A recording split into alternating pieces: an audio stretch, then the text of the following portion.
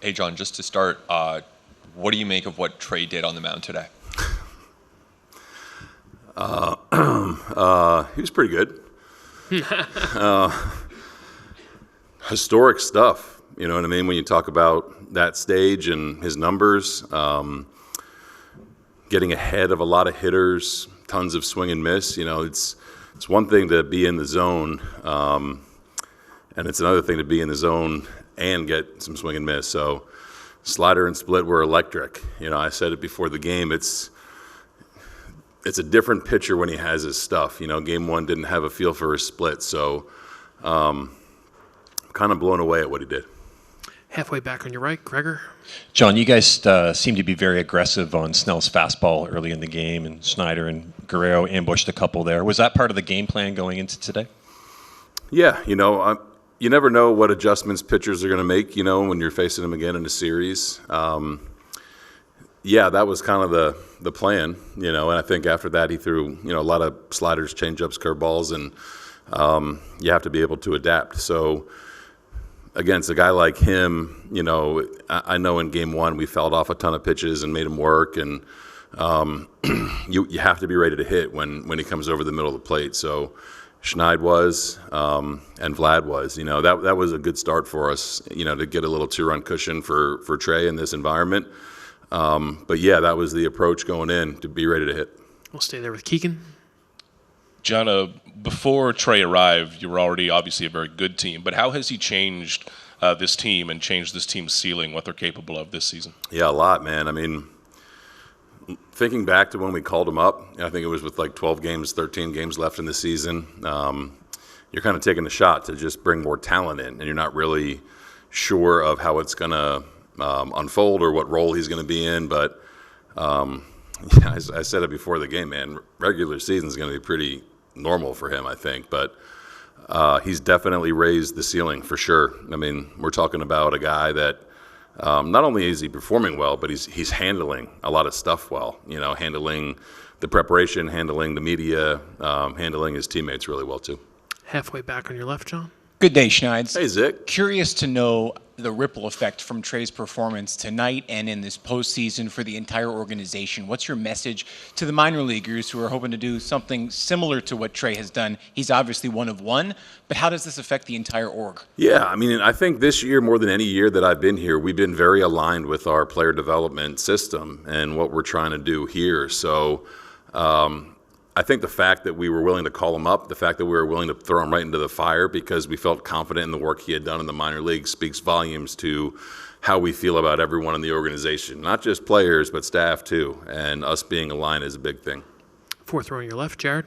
If you remember the very first batter Trey faced, it was Ohtani. It's a ground ball back to the mound. And he kind of bobbled it, dropped it, and like very casually picked it up and kind of like flipped it over. Kind of shovel pass, yeah. Yeah, and like you see young guys like panic Yeah. in that situation. He looked extremely calm. Like, just what does a play like that say about his just incredible poise on a stage like that? Yeah, like that's a weird example of poise, you know what I mean? I think pitchers in general handling the baseball, but then when you mishandle it, it can get a little swirly, you know? But the fact that he kind of shoveled it the way he did and kind of had a little smile on his face, it actually gives you a little bit of confidence that he's in the right frame of mind. Second row on the left, Jeff. You had a cushion a little bit with the extra runs in the seventh inning. Did that help the decision to go back to Trey in the seventh, or was he going in anyway? Yeah, he was going in, man. I was. It's kind of uncharted territory for him, you know, in terms of pitches and innings. I told Pete after the sixth, I said, I don't think there's anyone better in our bullpen right now. You know, just kind of watching in real time. So the layoff in that inning kind of played a part of it. He did a great job of keeping himself moving, and he kept saying, I feel great. So it's just an unbelievable performance by him. The row behind, Ron. Did you guys have a strategy to jump on Blake's fastball early? And if so, why did you come up with it? Against a really good pitcher like him, you have to be ready to hit, right? He's going to come after you. He's going to challenge you. And I think those two swings from Schneider and from Vlad, you know, first at bat of a game, you know, is always a little bit different, right? There's a lot of guys that swing at the first pitch. So we wanted to be aggressive on balls that were in the middle of the zone. Vlad was a little different, a little bit in, but that's been our strategy against really good pitchers. You know, there's a time to grind them and there's a time to be ready to hit. Just pretty cool. It worked out the way it did. Was there any tell on the fastball you were looking at? Any what? Any tell on the fastball you were looking at? Any tell? Yeah. No, I mean he's got great weapons. You know what I mean? I think that any hitter will tell you against a guy like that, when you know he's going to challenge you, you got to be ready for the fastball. Second row on your right, Daniel. John, with obviously you have the amount of talent that you have in your rotation and in your bullpen as well, how does Kirk factor in that success from your pitching staff as well? Kirky has evolved so much this year, and he's evolved so much in the postseason in terms of handling the staff, calling a game, making adjustments. In order to get to where you want to get to, I've always said it, not because I'm a former really bad minor league catcher, but because you need a good catcher. You need a steady presence back there, and he has been absolutely nails this entire postseason. Do two last ones, far back in the left middle. I was just curious. Andres Jimenez has run a couple of pretty deep counts in late innings last night and tonight and seemed like pretty high leverage spots. Is there anything contagious about that, or just are those just individually great plate appearances? With him, yeah, I feel like with a lot of these guys, man, they're just ready for the situation when it comes up. Whether it's getting a guy like Barger getting a guy over, Barger, his reads on the bases, kind of manufacturing a run. These guys are locked in to what needs to be done in real time. So that's a sign of a really mentally tough team and a really mentally prepared team. He's a baseball player. I said it before the game, man. You get a lot of baseball players around another. It does get contagious. And we'll finish up sixth row on your left. Hey, Schneider, congratulations on thanks. the win. How does it feel to be giving the ball to Kevin Gausman with a chance to take the whole thing? Great. It always feels good to give Kev the ball, you know. And again, man, this was nice. This was a big performance from a lot of different people individually, but collectively as a team, this was a very, very good team win.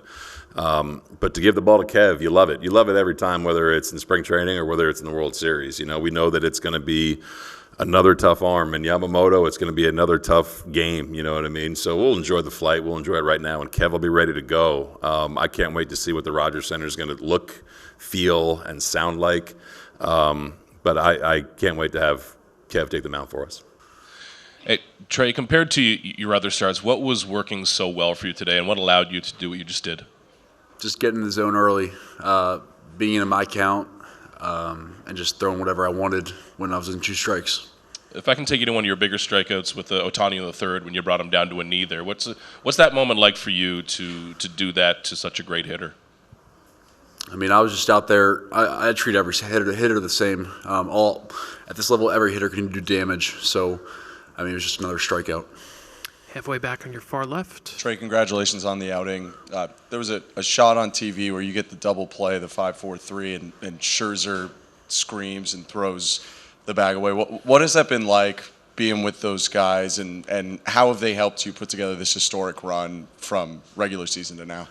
They've been a huge part of it. I mean, I was talking to Gausman and Scherzer and Bieber and everybody yesterday. And it just prepared me for this moment, along with everything that has happened already this year. Other questions for Trey? Yeah, Barry? Hey, man, Barry Bloom. How does it feel to be such a young guy and have the kind of poise you have, and to be dealing with the Gausmans and Scherzers after, you were at every level of the minor leagues this year, so your ascension has been pretty quick. Yeah, it's been a crazy year, but being surrounded by vets is a great thing for the future of my career. They've treated me the best I could have ever asked for, so going forward with other rookies that come up, I'm going to remember how I was treated when I got here. So, and the poise part, I don't know. You got to thank my parents. So one of the things we were noting was the way baseball structure, salary structure is, you really made like a little bit of money for the three outings you made in the major leagues. But it's going towards the future. It's all building, isn't it? Yeah. I mean, this playoff paycheck is going to be nice whenever it hits. So Halfway back on your right, Gregor. Trey, the way you guys came out with the Schneider homer and the Guerrero homer, how much of a boost did that kind of give you and help you settle into the game early on as well? it was massive. Those guys set the tone, put us in control early, and we didn't lose that. Halfway back on your left, Trey. No walks tonight. Was the plan really just attack early and often on everybody tonight? Yeah. That's the goal every day. But sometimes it doesn't go as planned. So being able to execute my plan throughout all 7 innings was massive for that. Second row on your left, Jeff. Looks like you had a lot left in the tank. When was the last time you went this deep into a game, that many pitches? It has to be a regional game in college against Wake Forest last year. Second row on your right, Trey. Have you had time to enjoy the whole process, minor leagues, big leagues, postseason, and World Series? Not yet. I'm waiting for life to slow down in this off season and just be able to collect my thoughts and my feelings on this crazy year. Okay. We'll go to the first row on your right. If you can pass the microphone. Hi.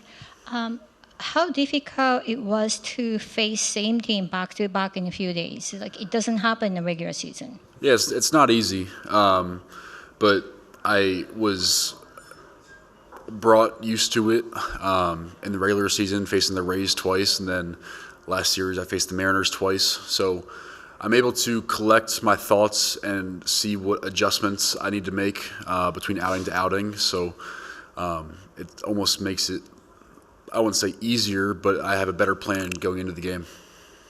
Go to the third row on your left, Ron. At any point when you walk out, the game starting, do you ever allow yourself to think, hey, there are 52,000 people here, I'm pitching to Shohei Ohtani. 7 months ago, I was pitching to 300 fans in front of me in Jupiter? Yeah, it's a crazy world. Hollywood couldn't have made it this good. So just being a part of this, I'm just very blessed. Do you ever think of that walking out, or just total zoom the second you walk out on the mound?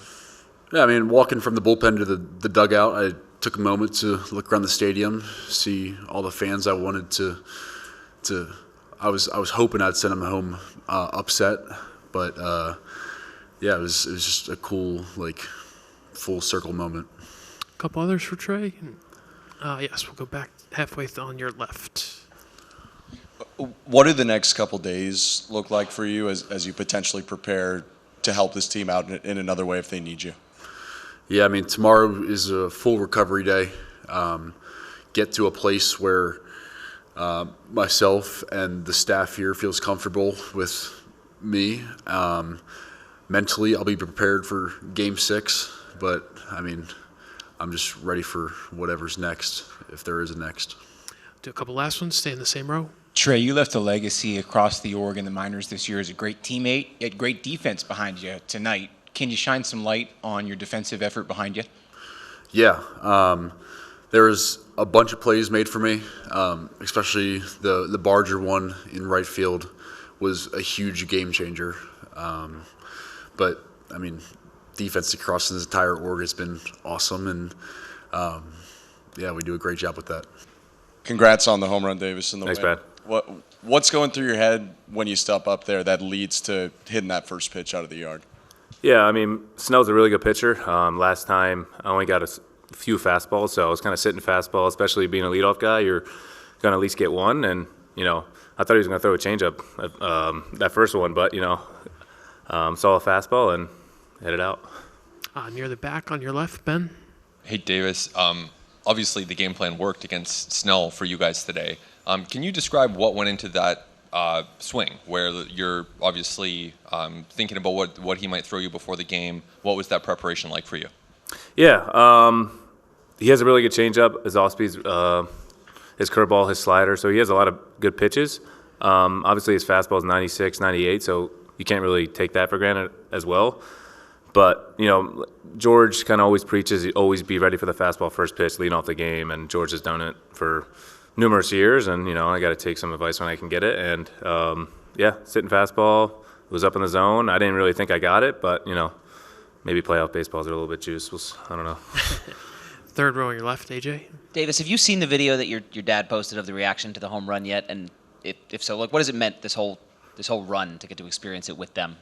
Yeah, I mean, his meta glasses are a little bit, they're kind of dumb. I don't know why he wears those all the time, but yeah, those are the glasses he was wearing. But you know, it's great to have my family out here and get to experience the World Series. It's the first time being here, and you know, we're from a small town in New Jersey, and they deserve it just as much as me. And you know, couldn't be more grateful for them to be here. Halfway back on your right, Gregor. Davis, just one more on the fastball. In the game one, you guys seemed to really kind of grind Snell down. Today, you guys came out really aggressive on that fastball team. Was that kind of part of your game plan going in, kind of team-wide today? Yeah, I mean, we knew he was going to throw the changeup a lot. He couldn't really locate the fastball in game one, but he was still throwing that changeup effectively. So we figured, you know, he's going to try to get the fastball over for a strike and then kind of go to his off-speed. And you know, he struck me out twice, so it's not like he didn't really do well. So, yeah, just got to jump on the heater and, you know, hopefully he makes that mistake middle, whether that's a heater or a changeup. And, yeah, I think a lot of the guys did a really good job tonight and just seeing pitches and making them work. And, you know, that's what you kind of got to do with a guy like that, just try to make him work, wear him down, just because he has such good stuff. And he's got to make him kind of be patient a little bit, foul off pitches, and try not to strike out, try to work some walks, and let him get frustrated out there, put some pressure on the defense, and I feel like we did that. Third row on your left, Ron. Switching to all the stances and tonight using an old minor league stance of yours, why? I was looking at video early today, and it's like, where did I hit all my home runs? In the minor leagues, I kind of went with that stance in 2023. I mean, I might switch it next game, so you never know. But I just like doing it. Sometimes I feel like my hands are in a different spot one day, and I need to change it. And you know, I've been doing it my whole career, and I'm not going to stop now. But yeah. What makes you pick each day the people you're picking, whether Judge or Stanton or Will Smith or whoever? Usually when they're doing good. Our assistant hitting coach, Hunter Mentz, he was my hitting coordinator in 2019, and we always joked about like who's doing well that day or that week. And I usually pick guys who are usually doing well, and so Judge has been doing well, Will Smith is doing well, and I don't know, I just like to have fun, and you know, it's baseball, so you gotta have fun with it. Last one on that, any of them ever, when they see you or text you, say, you stole my stance? No, I don't think I'm friends with anyone else besides their team, but I think it's funny, like if they notice, I don't know, like if Judge ever notices, or Will Smith. I mean, I did it in game one, and Will Smith was standing right behind me, so I mean, I wonder if he noticed or not, but hopefully they notice now. Go ahead, one row to Jeff. It's got to be a lot easier, I assume, when everyone gets in the lineup. Game 3, all the players were in, and even today, every starter got on base. The media likes to call your team the Glue Jays. Did that help a lot that now, okay, you know, the nerves maybe calm down and you go back to doing what you've done all season long, now that everyone's got that experience? For sure. You know, I feel like when you have that experience, no matter if that's just getting to the big leagues or playoffs, like getting your nerves out of the way, I feel like is big. Whether that's your first hit, your first at bat, or something like that. And the more reps you have, the more calm you're going to be. So, especially in the playoffs too, it's a different animal. And the more reps you can get in the playoffs, I feel like the more confident you're going to be out there. So, yeah, it definitely makes it a lot easier to go out there just the more reps you get. Up front on your left, Steve. Congratulations. I know analytics is the thing in baseball. So analytics says when you're up 3-2 and you have the next 2 games at home, you're in pretty darn good shape. Could you just tell us your mindset right now? I know you're not declaring victory, but talk about your position. I mean, yeah, job's not finished, as Kobe Bryant always said. There's 7 games for a reason. You got to win 4 of them, and they're a good ball club over there. You can't really take them lightly. Yamamoto is going to pitch Friday, so he's such a good pitcher, so you can't really take anything for granted. And baseball's a funny game. You never know what you're going to see that day, and you know, we just got to win 1 more, and hopefully we don't have to go to Game 7. I mean, yeah, I guess we just won, but I mean, no, I mean, not really. I feel like you can't really take the foot off the gas until it's over. You never know. Until the very last outs happens, you can't really take anything for granted in this game, you know, just because it's funny, and you never know that day something special might happen. So just got to keep going and until the very last out made. We'll stay right there. David, how important was it for you guys to get out in front and take away the home crowd? Yeah, it was great. the more runs you can score early, I feel like is really good, especially off Snell. He's such a good pitcher. He kind of settled in after that, but getting 2 off of him early is so big, and doing it on the away side is, I feel like, just as important, just because they're all amped up and everything like that, and getting 2 runs in the first is really, really awesome. And hopefully we can do that against Yamamoto on Friday, but take it one game at a time, one pitch at a time, and go from there. Do a couple more up front on your right. You guys struggled with Yamamoto in game 2 and facing him next one. Do you have a better idea how to approach or like how to attack him? Yeah, I mean, it's always good to kind of see a guy if you haven't seen him before, and no one's really faced him besides a couple guys that we got from the deadline. But he's a really good pitcher. I mean, you never know what he's going to do the next time around, so he might pitch the same, he might pitch differently, but he has really good stuff. He's a smart pitcher, and hopefully we can get to him early on and make him throw some pitches, get to the bullpen, and kind of do what we're doing all year with starting pitchers. All right, Is Barger staying your coach? We're going to get in at like 8 a.m., so I don't think anyone's kind of staying over at their place. But if he needs a spot, I mean, my place is open, so